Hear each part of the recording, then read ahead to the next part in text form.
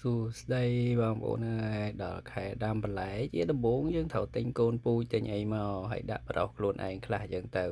ក្រោយពីយើងមានកូនពូជកូនអីហើយយើងត្រូវទៅរៀបចំដីរបស់យើងឯងបងប្អូនណាគេភ្ជួរហើយយើងទៅគ្របទៅអីចឹងទៅហើយសេចក្តីនេះដោយសារយើងប្រុសវាយូរហើយវាដុះឫសហើយចឹងហើយវាជារុក្ខជាតិមួយដែលធន់នឹងអាកាសធាតុគួរសមដែរអញ្ចឹងយើងក៏យកវាមកដាក់មុនមកហើយដល់ថ្ងៃក្រោយមកទៀតក៏យើងនៅតែបន្តរៀបចំរងយើងអញ្ចឹងណាព្រោះអីវាមិនតាន់ស្អាតឃើញនៅមានស្មៅមានអីអញ្ចឹងយើងក៏ដកស្មៅលុបវាឲ្យស្អាតចិត្តហ្នឹងគេពងនិយាយអីទេអត់ដឹងថាខ្ញុំថតទេប្រហែលហើយឥឡូវនេះយើងក៏បានចាប់ផ្ដើមដាំខ្លះហើយមានទៅសក់ស្រូវមានអីចឹងទៅចេះតែដាំឲ្យតែបានទៅណាបងប្អូននេះមួយរុំនេះដាក់ទៅងាប់បាត់ហើយមិនដឹងសង្ស័យអត់តាន់បានដើរទៅមើលទេព្រោះអីនៅត្រជាក់ដែរដឹងវា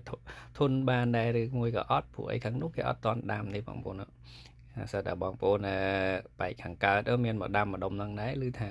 គាត់បានគ្រូសាយគាត់ជាជនជាតិក្រេហើយគាត់មក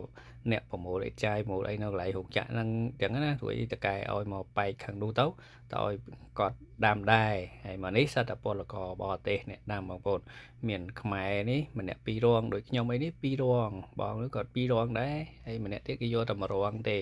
ហើយខែហ្នឹងមានមីយ៉ាន់ម៉ាមានហ្វីលីពីនមានអីចឹងទៅនិយាយទៅឲ្យតែពលករហ្នឹងចង់ដាំគឺដាំបានប៉ុន្តែថ្លៃជួលរងបើយើងយក2រងអញ្ចឹងអស់ 15,000 ទាំងថ្លៃជីថ្លៃអីចឹងណាព្រោះអីជួលគេមកភ្ជួរមិនមែនគាត់មានអធិអីភ្ជួរខ្លួនឯងទេគាត់ខាងឧស្សាហកម្មមកចឹងហើយត្រូវជួលគេមកភ្ជួរគេយកលុយយើងចាញ់លុយខ្លួនឯងបើយកមករងតកែគាត់ថាយក10000តែបើយក2រងគាត់យក15000អញ្ចឹងយក2រងបើទៅចា2រងយើងត្រូវទិញកូនបន្លែអស់ច្រើនគួរសមដែរបងប្អូនអើយកូនបន្លែនេះពិសេសបើកូនបន្លែរបស់ក្រេនេះមិនសូវជាថ្លៃអីមែនទេបើសូនបន្លែខ្មែរយើងបងប្អូនថ្លៃដូចជាស្ដេចគួរជីងវងម្រះព្រៅអីទៀតមើលមករុំស្លឹកបាសអីហ្នឹងសិតតែបន្លែខ្មែរសាររៀងថ្លៃហើយនឹងអីទៀតពពាយជ្រុងអីចឹងទៅហើយម្រះរបស់ខ្មែរក៏ថ្លៃគួរសមដែរបើម្រះរបស់កូរ៉េមកដើមតែ1000ទេម្រះនេះមានពីរវិធីហើយដៃគួរនេះដៃគួរតែរបស់ខ្មែរយើងដែរទេ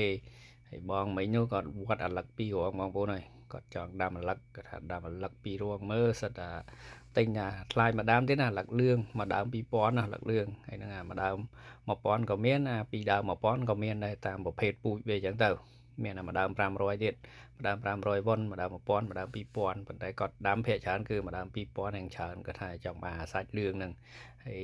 ឥឡូវនេះគាត់ដាំគាត់ធ្វើស្អាតរបស់គាត់នេះគាត់អ្នកកសិកម្មចំតួហ្មងគាត់នៅខ្មែរគាត់ដាំបន្លែដាំអីចំតួហ្មងហើយយើងដាំធ្វើដូចធ្វើលេងអញ្ចឹងណាដាំកំសាន្ត3កែកំសាន្តណានេះគាត់សាច់ចោះប្រហោងចោះអីលុយរបស់គាត់គាត់ខាងអ្នកពោធិ៍សាត់បាទគាត់ធ្វើការល្អរបស់គាត់គាត់ដាំសំបីតែធ្វើការក៏អត់ទោះរបស់គាត់ដែរ